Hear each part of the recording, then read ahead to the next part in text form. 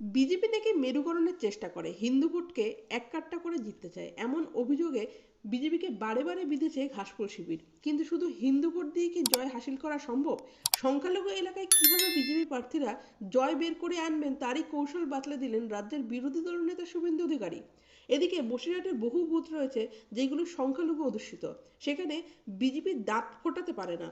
কিন্তু সেই বুথগুলিতে কিভাবে বিজেপি ভালো ফল করবে সেই প্রশ্ন ঘুরছে দলের নেতাকর্মীদের মধ্যেও।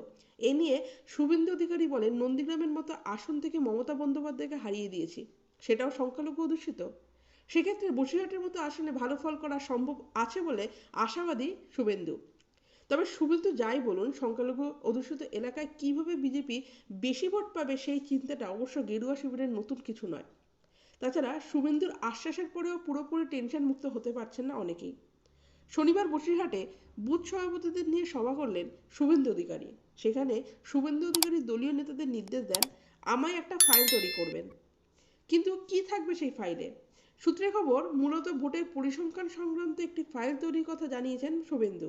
2018 সালের পঞ্চায়েত ভোটে তৃণমূল কোন আসনগুলিতে বিনা প্রতিদ্বন্দ্বিতায় জিতেছিল, 2019 সালের লোকসভা ভোটে কোথায় 90% ভোট তৃণমূল পেয়েছিল, পরবর্তী সময় যে বিধানসভা ভোট হয়েছে ও পঞ্চায়েত নির্বাচন হয়েছে সেখানে কোন জায়গাগুলিতে তৃণমূল বিনা প্রতিদ্বন্দ্বিতায় জিতেছে, বিজেপির কর্মীদের ধারে কাছে ঘেঁচতে দেয়নি, তারই তালিকা বের করবেন শুভেন্দুবাবু। শুভেন্দুবাবু জানিয়েছেন, এখানে ভয়মুক্ত পরিবেশ তৈরি করতে হবে, সেটাই দরকার আগে।